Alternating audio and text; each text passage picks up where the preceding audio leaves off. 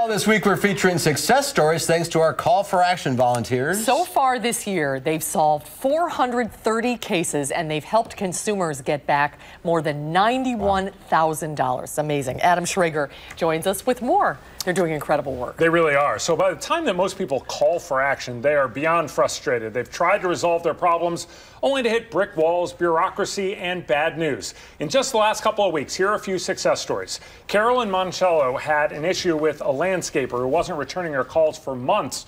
Finally, she had enough. She called for action. One call from our volunteer, Carol, and the landscaper fixed the problem. Kathy in Sun Prairie had numerous problems with a new microwave. She struggled for months on her own as well before she reached out. Our volunteer, Nancy, helped her get a $320 refund. And then sometimes the success stories are simply about advice. Cheryl in Edgerton talked to our volunteer, Lori, after getting the fake IRS call a few times last week. Lori assured her it was a scam and that she should not worry. Speaking of fake calls, Renee in Sun Prairie got the one that Mark right now has on his cell phone. That's from the Department of Legal Affairs, that there's a court action being filed against them and that they should get a lawyer. It's bogus. Just ignore it, Susan. Mark's going to get arrested any day now, I'm sure. And legal affairs are what? They don't even say what company. It's scary, though. Call your lawyer, they told me. Speaking of scams, there's always new ones going around, and now there's one involving the FBI. Yeah, so the FBI is warning consumers against what's called the ransomware scam. It's a virus that freezes your computer, holds it ransom, and then you have to pay to unlock it. Now, the best way to avoid this is to do what we always suggest here, which is to never, ever click on links and emails from people you don't know. The second scam warning out there we wanted to tell you about right now comes to us from the Better Business Bureau. It's one of these miracle cure emails being sent around promising it's been endorsed by the Mayo Clinic, NASA, other reputable agencies. I'm not sure why NASA is weighing in on miracle cures, but anyway, it also wants you to click on a link. There is no miracle cure being sold, only expensive vitamin supplements, so you want to be careful about that as well. Sent a guy to the moon, they know what they're talking about. Apparently when it comes to miracle cures. So you've been off for a couple of weeks. Welcome back, by the way. Thank you. So you have a lot of emails to choose from for the spam reports. Sadly, too many. But who among us really has not Googled ourselves, run our names through an internet search engine and discovered that long-lost picture at a Jimmy Buffett concert that you never believed would see the light of day, and then along came Throwback Thursdays on Facebook. I just wanted to see if you were paying attention to that one. Well, it's with that in mind that Mike Kinsey sent us today's spam report. It starts public records notification number 158-158-5438-T2U.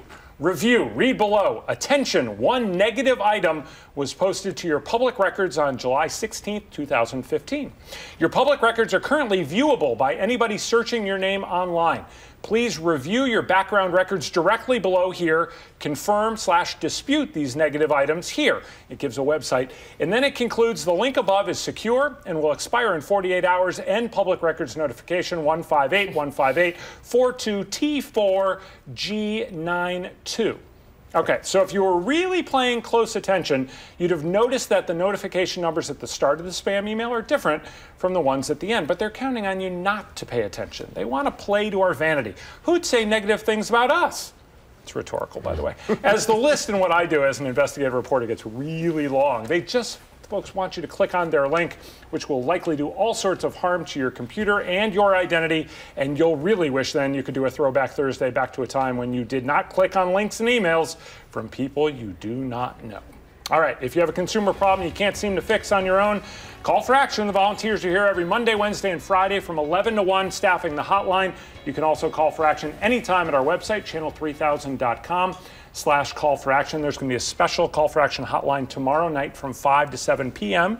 because we always do it during the day, so sometimes we're trying to help out people at night who might not have the opportunity to call. So 5 to 7 tomorrow night. Great. And you can go to the website too? Yeah, anytime. So. And you're doing other stories this week as well. Yeah, we have one coming up at 6 about a woman who called for action 2 separate times after her father passed away. She was battling with 2 major corporations and she was getting nowhere. She calls for action and 2 separate volunteers helped her out. They get things done. They do, all the time. Did you really go to a Jimmy Buffett concert? Well, that picture is somewhere. We'll find it. We're totally finding it. We'll Google it. Yeah. Thank you, Adam. Thanks, Adam.